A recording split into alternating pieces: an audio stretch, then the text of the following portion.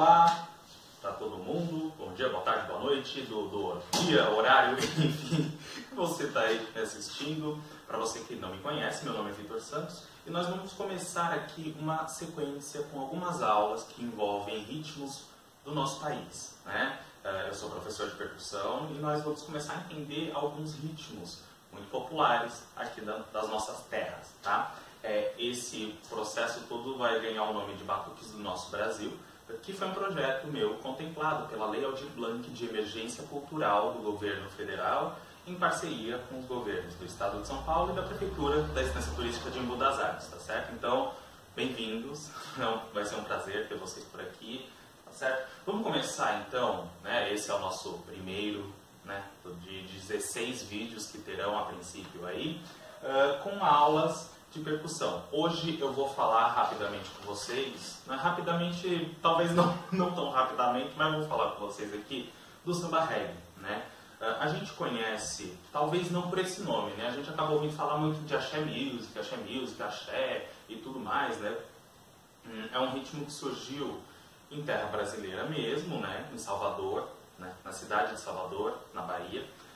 E a situação é a seguinte: a gente já tinha no Brasil o samba bem estabelecido, bem conhecido, inclusive, já tinha ultrapassado as questões de preconceito, muitas questões, né, algumas outras ainda permaneciam.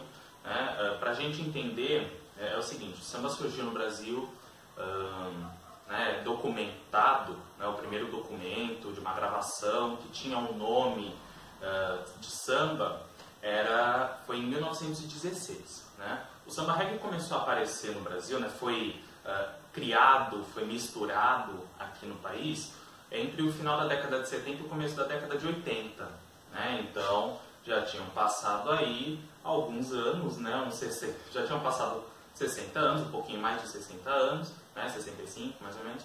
E aí, já a questão da marginalização do samba já não estava tão intensa quanto antes. A chegada nos carnavais já fez com que o samba se popularizasse um pouco melhor por várias regiões, né? E em Salvador, eu vou dar destaque para um músico em particular, chamado Antônio Luiz Alves de Souza, que foi quem a gente pode considerar o criador do samba reggae, né? Porque assim, o Antônio era músico, né? Era batuqueiro, tinha outras profissões também, mas a música sempre foi muito presente na vida dele por várias razões. Né? Até porque, assim, quem vive em Salvador, por exemplo, tem um processo musical muito forte. Né? Todo brasileiro acaba tendo algum envolvimento, mesmo que não pratique, né? A música está presente de alguma maneira, né? Na vida. Né? E em Salvador, obviamente, isso acontece também, e com muitos ritmos de percussão bastante forte, bastante presente. Né? O que aconteceu? No final da década de 70, na segunda metade, aliás, da década de 70, foi quando surgiu o primeiro bloco afro, né, que hoje em dia a gente conhece pelo nome de Ilê Aie. Então, esse foi um dos primeiros blocos onde as pessoas de Salvador passaram a exaltar a cultura africana e afro-brasileira por meio das batidas. Né? No caso do Ilê Aie, a princípio foi levando alguns toques de candomblé, dos candomblés, para desfiles na rua, né? Para cortejos de rua. Isso já era uma coisa. E aí eles aproveitavam também uma batida que tem o nome de samba duro. Samba duro é uma variação do samba de roda. Né? O samba de roda é já inspirado num toque de origem angolana chamado cabula. Né? Então o samba duro tem uma relação mais com esse tipo de samba do que com o samba que a gente costuma ver, por exemplo, nas escolas de samba. Tá? E o Ilê Aie, na época não tinha esse nome ainda, né? Muito provavelmente só carregava o termo bloco afro, fez desfiles por muito tempo, por alguns anos aliás, e o Antônio esteve nesse bloco durante alguns anos também. Passou-se um pouco de tempo, e aí eu vou trazer um fato que veio de outro lugar. Então assim, na Jamaica teve o surgimento do reggae, né? A popularização da cultura Rastafari. O Bob Marley começou a ficar bastante famoso pelo mundo todo, né? A região do Pelourinho, na cidade de Salvador, né, foi um dos redutos que que manteve o reggae muito presente, assim como a gente ouve falar muito no Maranhão, né? O pessoal gosta muito, ouve muito o reggae nessas regiões. Por aqui também a gente ouve, mas não é com a mesma frequência, né?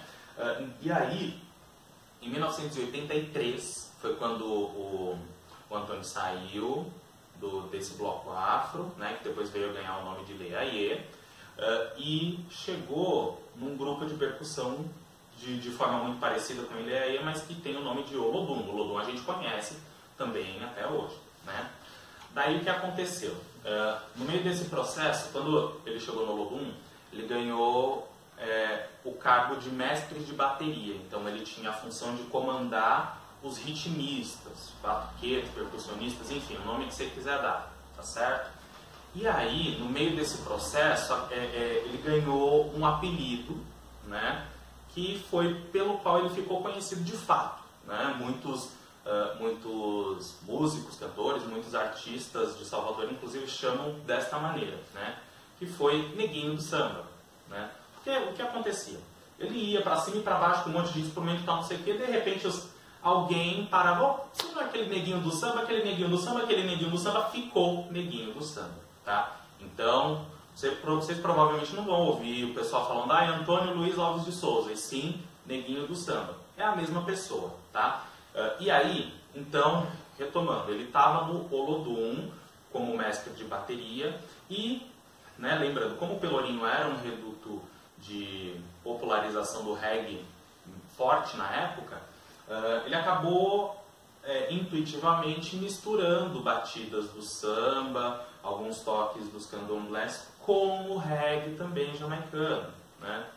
E passou um pouquinho mais de tempo, depois veio a coisa da guitarra e tudo mais, tá? Então a mistura dessas batidas todas fez o ritmo ganhar uma outra cara, né? Porque o samba a gente ouve e entende que é de um determinado jeito que se toca, né?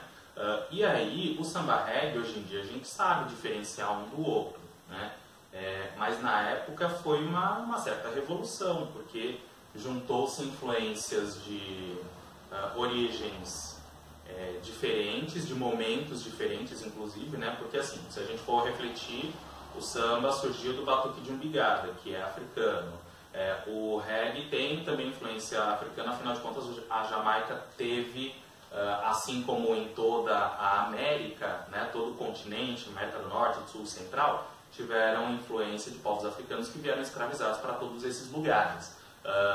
E as próprias batidas dos candomblés, que também vieram da África, todas acabaram se reencontrando nesse processo do Antônio, do Neguinho do Samba, e aí surgiu o samba reggae dentro do grupo Olodum, tá? Isso, então, foi em 1983, ou seja, tem aí 37 anos que o samba reggae apareceu, de fato, em algum grupo de percussão e começou a se popularizar, né? Então, isso aí foi no Olodum. Conforme os anos foram passando, surgiram outros grupos, como a Timbalada, Araqueto, tem alguns cantores em particular, né, como a Margareth Menezes, o Luiz Caldas tem também sua presença muito marcante, o Luiz Caldas envolve também um pouco de lambada no meio do processo, e todos eles colaboraram também para que o samba reggae não ficasse apenas no contexto da cidade de Salvador, e sim fosse para o país inteiro e em alguns casos até para fora do país, né? E aí, bem, chegamos na década de 90. A década de 90 a gente realmente ouviu falar bastante do termo axé music, mais do que samba reggae, né? E muita gente acabou colocando esse termo, creio eu, que para ficar mais vendável, né? É assim, porque a partir do momento, vamos entender, axé é uma palavra de origem iorubá que significa eu vou falar que meio, não vai ser exatamente aquilo, mas assim, é como se fosse energia, né? Então, fala-se muito do axé, dos povos, de não sei quem, de não sei onde, é a energia, né? Mais ou menos isso. E music por ser um termo em inglês. Então, creio que a questão de colocar axé music foi muito mais como uma estratégia de venda do que a colocação, do que o nome real, porque na época o nome que se dava era samba reggae, afinal de contas era a mistura dos ritmos.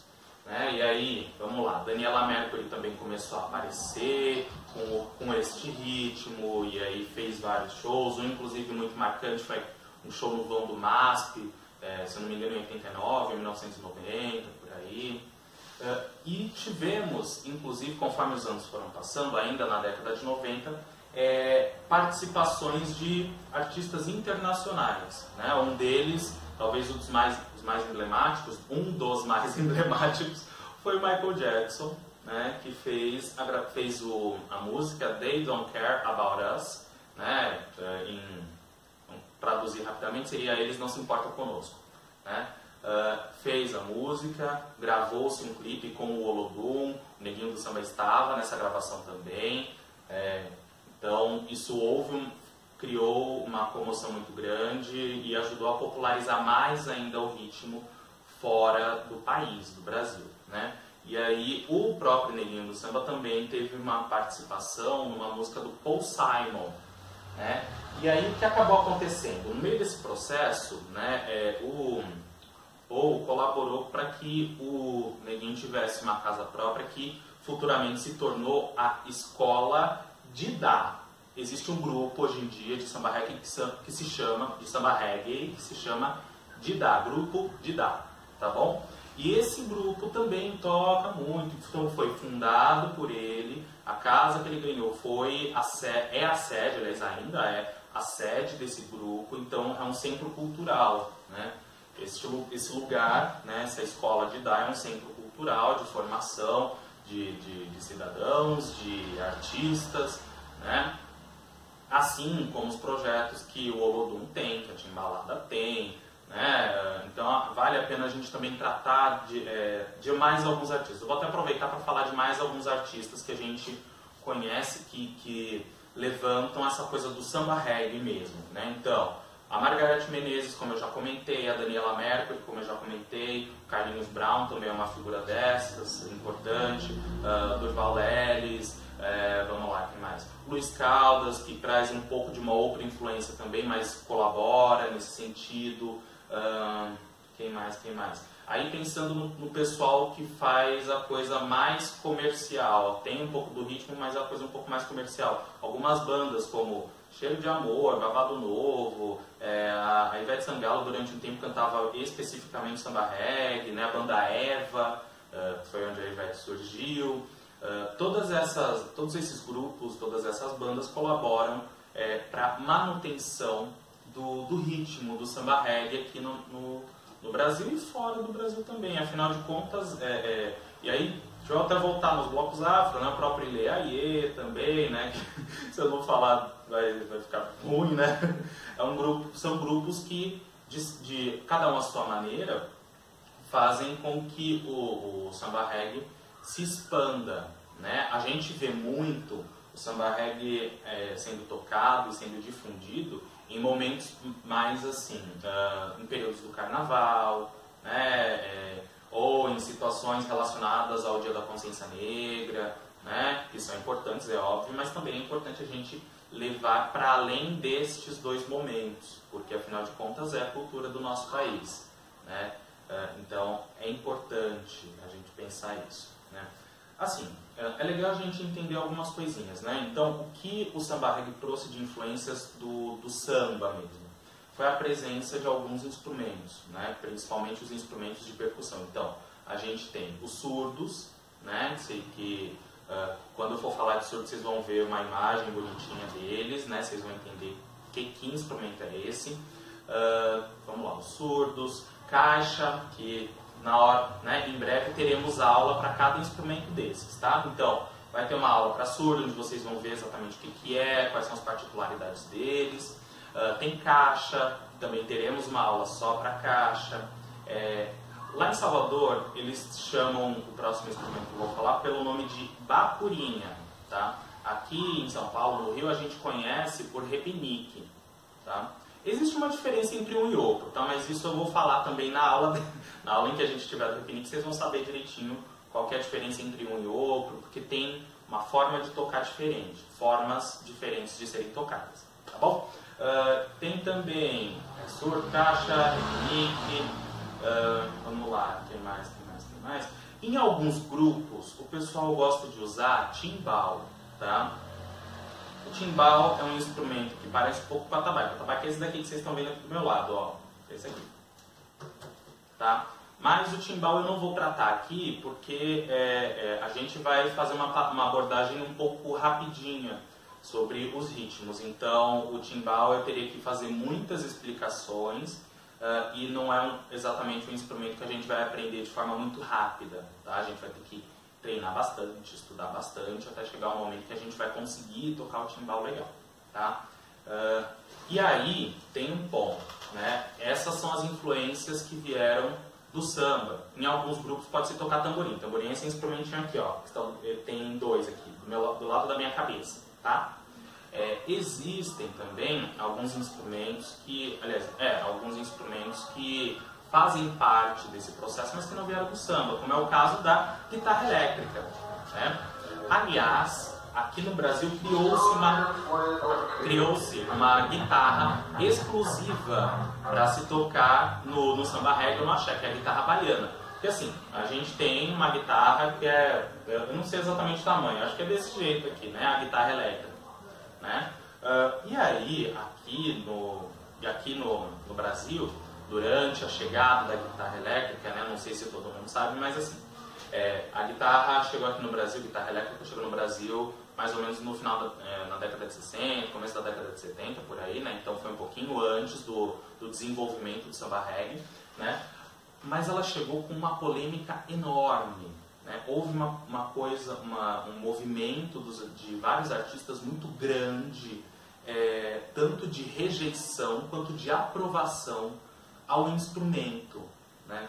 Então, eu acho importante, acho legal que vocês observem depois. Hoje em dia a gente conhece, gosta de falar da guitarra, tudo tal, mas quando ela chegou no Brasil, o movimento das pessoas foi realmente algo muito impactante. Né? Houve passeatas nas ruas de rejeição, de apoio à manutenção do instrumento aqui no Brasil. Procurem saber essa história, que é interessante a gente observar esses processos do nosso país. Tá bom? Bem, e aí a guitarra foi transformada aqui no Brasil. Primeiro, né, pelo tamanho, e aí é o seguinte: diminuir o tamanho do instrumento, o que normalmente acontece ele fica mais agudo, tá? Então a guitarra baiana é uma guitarra muito mais aguda do que uma guitarra elétrica convencional, né? Que a gente normalmente vê sendo tocada no rock, enfim, ou até mesmo no reggae, né? Então a guitarra é uma influência do reggae, a maneira de se tocar alguns instrumentos de percussão é influência do reggae, a presença do timbal já é influência do samba duro, né? Que lembra que é aquela variação do samba de roda e tudo mais, tá certo? Então, o processo que vai fazer com que a gente entenda o ritmo como um todo é importante assim, a gente observar todos os instrumentos. Então, tem uma outra coisa, é importante também a gente pensar o seguinte, observar, aliás, o seguinte: alguns instrumentos têm uma coisa muito... Alguns grupos têm suas particularidades. Então a gente vai ver, por exemplo, o Olodum costuma ter uma formação de ritmo diferente do Ileaie, por exemplo, que também é diferente da timbalada. Tá? O Ileaie a gente vê muito a presença da percussão, né? E nem sempre a gente vai ver a presença da guitarra.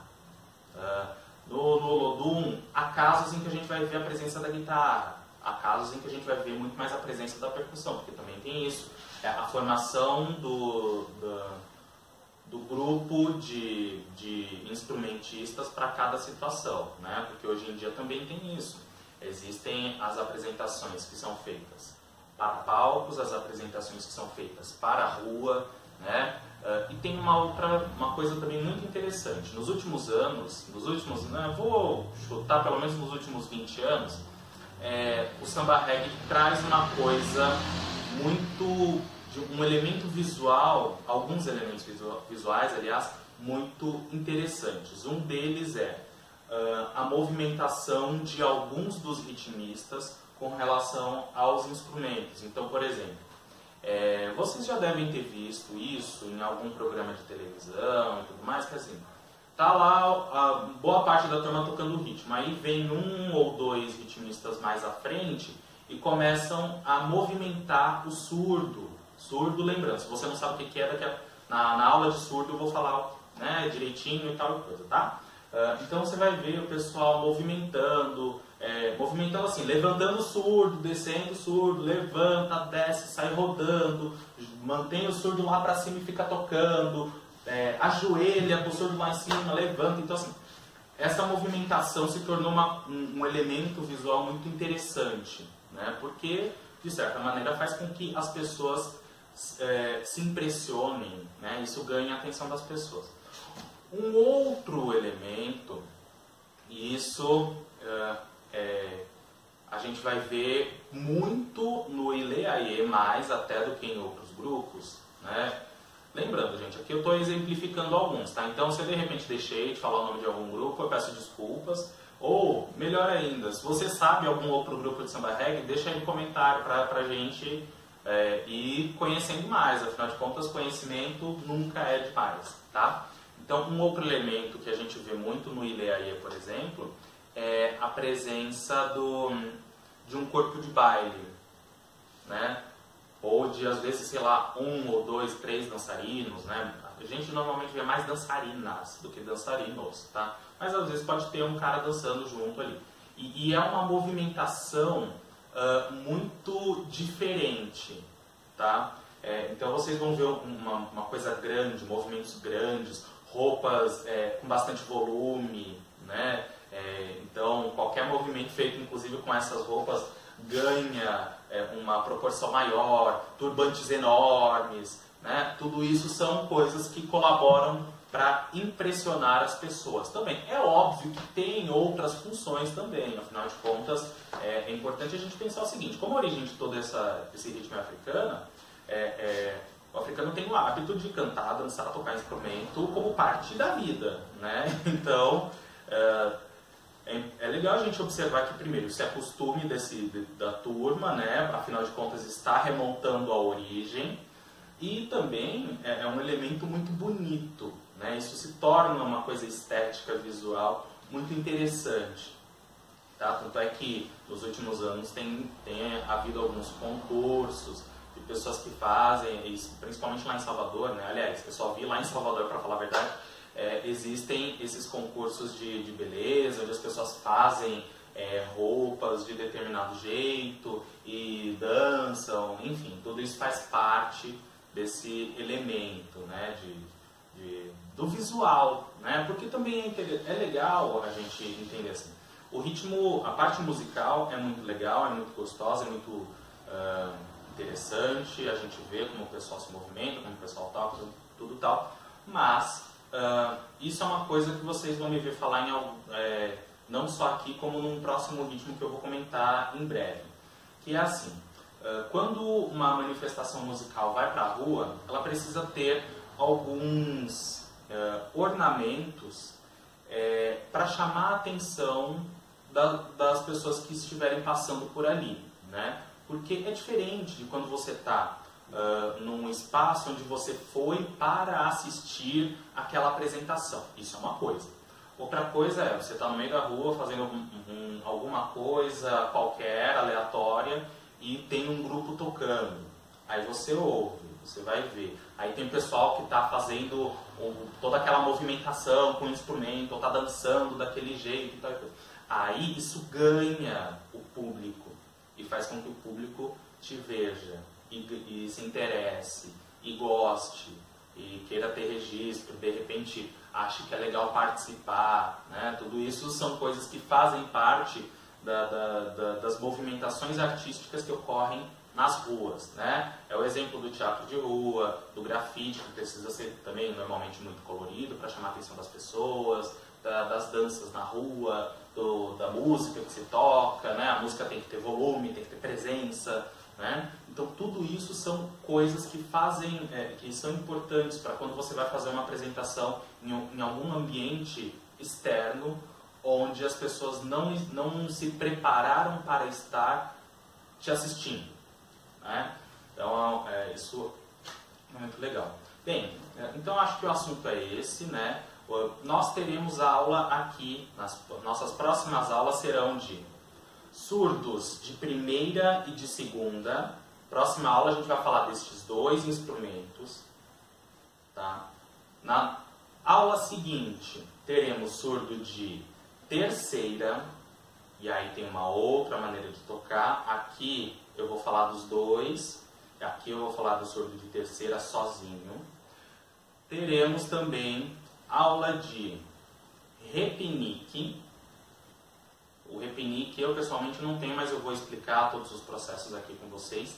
E aula de caixa, tá? Para a gente entender um pouquinho de como funciona esse processo. No meio aí das aulas, principalmente da aula de surdo, eu também vou falar com vocês uma maneira que a gente pode ter de montar uma baqueta apropriada para surdo em casa, né? Porque dá para a gente montar com materiais que a gente tem aí em casa que poderiam, por exemplo, ir para o lixo.